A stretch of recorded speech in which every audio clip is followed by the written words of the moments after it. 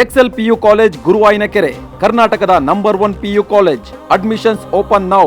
ರಾಜ್ಯದಲ್ಲಿ ತೀವ್ರ ವಿವಾದಕ್ಕೆ ಕಾರಣವಾಗಿರುವ ಬಿಡದಿ ಟೌನ್ಶಿಪ್ ಜಟಾಪಟಿ ನೆಕ್ಸ್ಟ್ ಲೆವೆಲ್ಗೆ ಹೋಗಿದೆ. ಶಾಂತವಾಗಿದ್ದ ರಾಮನಗರ ರಣರಂಗವಾಗಿದೆ. ಇವತ್ತು ಬಿಡದಿ ಟೌನ್ಶಿಪ್ ವಿರುದ್ಧದ ರೈತರ ಹೋರಾಟದ ಸಿಟ್ಟು ರಟ್ಟೆಗೆ ಬಂದಿತ್ತು. ಸರ್ವೆಗೆ ಬಂದ ಅಧಿಕಾರಿಗಳಿಗೆ ಮಹಿಳೆಯರು ಪೊರಕೆಯಿಂದ ಹೊಡೆದು ಓಡಿಸಿದ್ದಾರೆ. ಗದ್ದೆಯಲ್ಲಿ ಓಡಿದ್ರೂ ಬಿಡದೆ ಅಟ್ಟಾಡಿಸ್ಕೊಂಡು ಹೋಗಿ ರೋಷಾವೇಶ ಪ್ರದರ್ಶನ ಮಾಡಿದ್ದಾರೆ.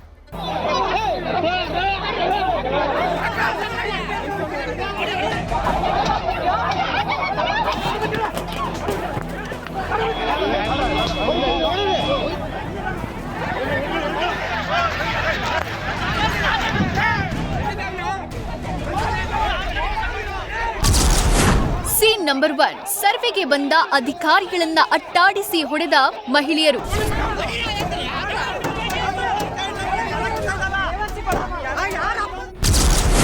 Scene number 2. ಕಲ್ಲು ಪೊರಕೆಗಳಿಂದ ದಿಢೀರ್ ದಾಳಿಗೆ ಅಧಿಕಾರಿಗಳು ಚೆಲ್ಲಾಪಿಲ್ಲಿ.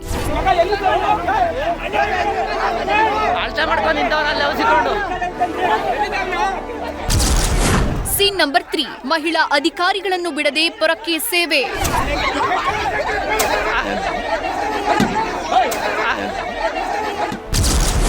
Scene number 4. ಯದ್ನೋ ಬಿದ್ನೋ ಅಂತ ಕಾರಲ್ಲಿ ಎಸ್ಕೇಪ್ ಆದ್ರೂ ಬಿಡದೆ ಅಟ್ಯಾಕ್.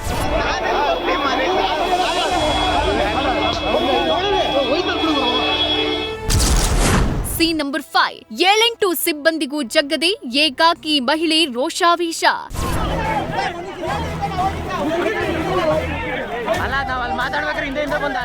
ಡ್ರಾಮಾ. ಇವತ್ತು ಬೆಂಗಳೂರು ದಕ್ಷಿಣ ಜಿಲ್ಲೆಯ ಬಿಡದಿಯ ಮಂಡಲ ಹಳ್ಳಿಯಲ್ಲಿ ಹಂಗಾಮ ನಡೆದೋಯ್ತು. ಟೌನ್ಶಿಪ್ ವಿರುದ್ಧದ ರೈತರ ಆಕ್ರೋಶದ ಕಟ್ಟೆ ಒಡೆದಿತ್ತು.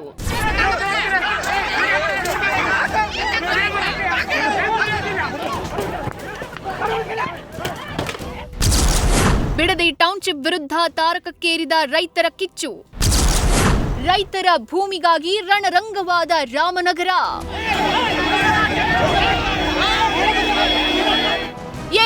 ಯಾವನ್ಲ ಅವನು ಸರ್ವೆಗ್ ಬಂದವನು, ಎತ್ರಲ್ಲ ಗಾಡಿನ, ಪಾರ್ಕೆಲ್ ಹೊಡಿರ್ಲ ಅಂತ ಕೈಯಲ್ಲಿ ಪೊರಕೆ ಹಿಡಿದು ಎಂಟ್ರಿ ಕೊಟ್ಟ ರೈತ ಮಹಿಳೆಯರು ರೊಚ್ಚಿಗೆದ್ದಿದ್ರು. ಬಿಡದಿ ಟೌನ್ಶಿಪ್ಗಾಗಿ ಭೂಸ್ವಾಧೀನ ಸರ್ವೆಗೆ ಅಧಿಕಾರಿಗಳು ಬಂದಿದ್ದನ್ನ ನೋಡಿದವರು ಅಕ್ಷರಶಃ ಕೆಂಡವಾಗಿದ್ರು. ಅಧಿಕಾರಿಗಳಿದ್ದ ಕಾರುಗಳ ಮೇಲೆ ಮುಗಿಬಿದ್ದಿದ್ರು.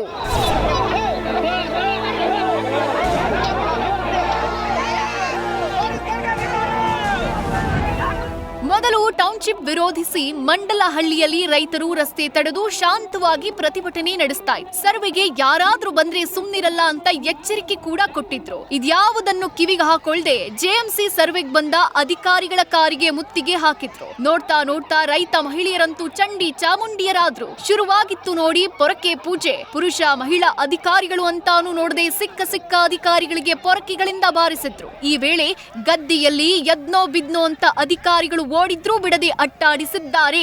ಈ ವೇಳೆ 7-8 ಮಹಿಳಾ ಪೊಲೀಸ್ ಸಿಬ್ಬಂದಿಗೂ ಜಗ್ಗದ ಓರ್ವ ರೈತ ಮಹಿಳೆ ತಳ್ಳಾಟ ನೂಕಾಟ ನಡೆಸಿದ್ರು.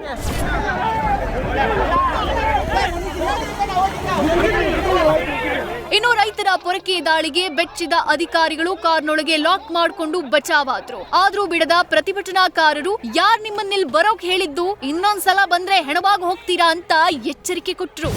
ನಮ್ಗೆ DC ಮುಖಾಂತರ ಒಂದು ಆರ್ಡರ್ ಕೊಡಿಸ್ಲಿ ಸರ್. ಈ ಭೂಮಿ ಬೇಡ ಅಂದವ್ರದ್ದು ಜಮೀನು ಬಿಟ್ಬಿಡ್ತೀವಿ, ನಾವು ಸರ್ವೆ ಮಾಡಲ್ಲ ಅಂತ ಒಂದು DC ಮುಖಾಂತರ ಆರ್ಡರ್ ಕೊಡಿಸ್ಲಿ. ನಾವು ಅವ್ರದ್ದು ಮಾಡಿಸ್ಕೊಳ್ಳಿ ಜಮೀನು, ನಮಗೇನು ತೊಂದರೆ ಇಲ್ಲ. ಅವ್ರು ಕೊಡ್ತೀವಿ ಅನ್ನೋದು ಅವ್ರು JMC ಮಾಡಿಸ್ಕೊಳ್ಳಿ. ನಾವಂತೂ ಭೂಮಿ ಬಿಡಲ್ಲ, ಕೊಡಲ್ಲ ಸರ್. ನಾವು ಯಾವುದಕ್ಕೂ ಬಗ್ಗೋದು ಜಗ್ಗೋದು ಏನೂ ಇಲ್ಲ ಸರ್. ನಾವು ಪೊರಕೆ ತಗೊಂಡು ಪೊರಕೆ ಸೇವೆನ DC ಬಂದರು ಅಷ್ಟೇ, ಈ ಬಾಲಕೃಷ್ಣ ಬಂದರು ಅಷ್ಟೇ ಸರ್. ಪೊಲೀಸ್ನವ್ರನ್ನ ಕರ್ಕೊಬಂದು ಇವತ್ತು ನಾವೆಲ್ಲ ಒಂದು ಕಡೆ ನಾವು ಧರಣಿ ಮಾಡ್ತಾಯಿದ್ರೆ ನಾವು ಬೇಡ ಅಂತ ಗೊತ್ತಿದ್ದು ಕೂಡ ಇವರು JMC ಮಾಡ್ತಿದ್ದಾರೆ ಅಂದರೆ ಇದು ಎಷ್ಟು ಮಟ್ಟಿಗೆ ಸರಿ? ಇದು ನಾವು ಯಾವುದೇ ಕಾರಣಕ್ಕೂ ಇದನ್ನು ಬಿಡಲ್ಲ. ಯಾಕಂದರೆ ಒಂದು ಭೂಮಿ ಒಬ್ಬರಿಗೆ ಮಾಡಿದ್ಮೇಲೆ ಎಲ್ಲರದನ್ನು ಅಲ್ಲಿ ಹಾಳು ಮಾಡ್ದಂಗೆ ಅರ್ಥ. ಊರೆಲ್ಲ ಅದೇನೋ ಹೇಳ್ತಾರೆ, ಎಲ್ಲ ಇವರೇ ನಿಂತ್ಕೊಂಡಿದ್ದಾರೆ. ದಯವಿಟ್ಟು ನಾವು ಯಾವುದೇ ಕಾರಣಕ್ಕೂ ಇದು JMC ಮಾಡೋಕ್ಕಂತೂ ಬಿಡಲ್ಲ. ನಮ್ಮದು ತೀರ್ಮಾನ ಆಗಬೇಕು. ಯಾಕಂದರೆ 9600 ಎಕರೆ ಅವ್ರದ್ದು ಒಬ್ಬರದೇ ಎಲ್ಲ ಇರೋದು, ಕೊಡೋವಂಥವ್ರದ್ದೆಲ್ಲ ನಮ್ಮದು ಸೇರಿನೇ 9600 ಎಕರೆ ಜಮೀನು ಇರೋದು. ಇವಾಗ ತೀರ್ಮಾನ ಆದರೆ ಇಬ್ಬರದು ಆಗಲಿ. ಒಬ್ಬರಿಂದ ಒಬ್ರಿಗೆ ತಂದಿಕ್ಕಿ ಅಣ್ಣ ತಂದಿಕ್ಕಿ ಒಂದು ಏನು ತಮಾಷೆ ನೋಡ್ತಾರೋ ಆ ಥರ ಉನ್ನಾರ ಇವ್ರನ್ನ ಮಾಡಿಸ್ತಾರೆ. ನೆಕ್ಸ್ಟ್ ನಮ್ಮ ಹೊಲಕ್ಕೆ ಬರಲ್ಲ ಅಂತ ಏನು ಗ್ಯಾರಂಟಿ ಸರ್? ಅವರು ಎಲ್ಲ ರೀತಿಲೂ ಇವರು ವೆಲ್ ಪ್ಲ್ಯಾನ್ ಮಾಡಿಕೊಂಡೇ ನಮ್ಮನ್ನು ಹಾಳು ಮಾಡಬೇಕು ಅಂತ ಬಂದವ್ರೆ. ನಾವು ಯಾವುದೇ ಕಾರಣಕ್ಕೂ JMC ಮಾಡೋಕ್ಕೆ ಬಿಡಲ್ಲ. ನಾವು ರಿಕ್ವೆಸ್ಟ್ ಮಾಡ್ಕೊಂಡಿದ್ದೀವಿ, ನಮಗೆ ಮುಖ್ಯಮಂತ್ರಿಗಳಿಂದ ನಮಗೊಂದು ಕ್ಲಾರಿಫಿಕೇಷನ್ ಬೇಕು, ಟೌನ್ಶಿಪ್ ಬಗ್ಗೆ ಒಂದು ಕ್ಲಾರಿಫಿಕೇಷನ್ ಕೊಡೋ ಗಂಟ ನಾವು JMC ಮಾಡೋಕ್ಕೆ ಬಿಡಲ್ಲ ಅಂತ ಹೇಳಿದ್ದೀವಿ ಸರ್. ಅದು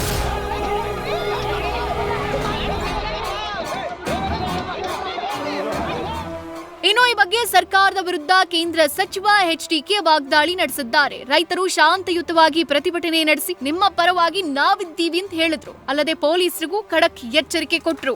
ಇವತ್ತು ಸರ್ಕಾರದ ಚಿಂತಾವಣೆಯೇ ಏನಿದೆ, ನಮ್ಮ ರೈತ ಬಂಧುಗಳಿಗೆ, ನನ್ನ ತಾಯಂದಿರಿಗೆ, ರೈತ ಜೀವನವನ್ನು ನಿರ್ವಹಿಸ್ತಕ್ಕಂಥ ತಾಯಂದಿರಿಗೆ ಮನವಿ ಮಾಡ್ತಕ್ಕಂಥದ್ದು, ಯಾವುದೇ ಕಾರಣಕ್ಕೂ ಯಾವುದೇ ಕೆಟ್ಟ ಘಟನೆಗಳಿಗೆ ಅವಕಾಶ ಕೊಡದೆ ಇವತ್ತು ಶಾಂತಿಯುತವಂತ ನಿಮ್ಮ ಹೋರಾಟ ಏನಿದೆ ಅದನ್ನು ಮುಂದುವರಿಸಿ. ಪೊಲೀಸ್ ಇಲಾಖೆಯ ಅಧಿಕಾರಿಗಳಿಗೆ ಒಂದು ಎಚ್ಚರಿಕೆಯನ್ನು ಕೊಡ್ತಾ ಇದ್ದೇನೆ.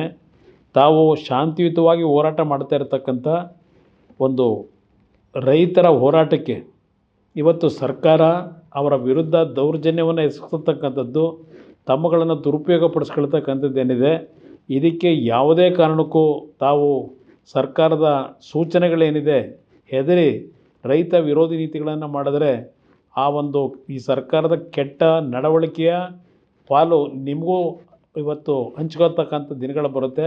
ಅದರಿಂದ ಎಚ್ಚರಿಕೆಯಿಂದ ಇರಿ ಅಂತಕ್ಕಂಥದ್ದನ್ನು ಪೊಲೀಸ್ ಇಲಾಖೆ ಅಧಿಕಾರಿಗಳಿಗೆ ಹೇಳಲಿಕ್ಕೆ ಬಯಸ್ತಾ ಇದ್ದೀನಿ.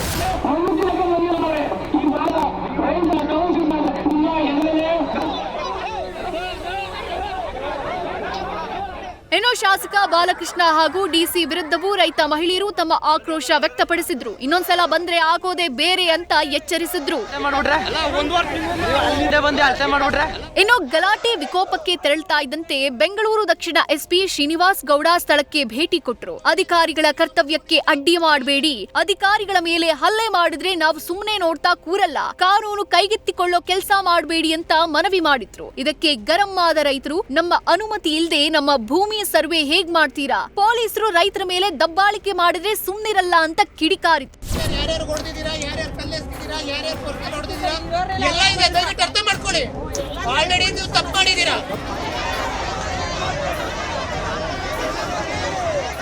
ಒಟ್ಟಾರೆ ಬಿಡದಿ ಟೌನ್ಶಿಪ್ ಜಟಾಪಟಿ ದಿನೇ ದಿನೇ ತೀವ್ರಗೊಳ್ತಾ ಇದೆ. ಇಂದು ರಾಮನಗರವನ್ನ ರಣರಂಗ ಮಾಡುವಷ್ಟರ ಮಟ್ಟಿಗೆ ತೆರಳಿದೆ. ರೈತರ ಸಿಟ್ಟು ಅವರ ರೆಟ್ಟಿಗೆ ಬಂದು ಪೊರಕೆ ಹಿಡಿದು ಅಧಿಕಾರಿಗಳಿಗೆ ಹೊಡೆದಿದ್ದಾರೆ. ರೈತರ ತೀವ್ರ ಆಕ್ರೋಶಕ್ಕಾದ್ರೂ ಸರ್ಕಾರ ಮಣಿಯತ್ತ ಕಾದ್ ನೋಡೋಣ. ನ್ಯೂಸ್ ಫಸ್ಟ್, ಬೆಂಗಳೂರು ದಕ್ಷಿಣ. ನ್ಯೂಸ್ ಫಸ್ಟ್ ನಿರ್ಭೀತಿಯಿಂದ ನಿಮ್ಮ ಪರವಾಗಿ.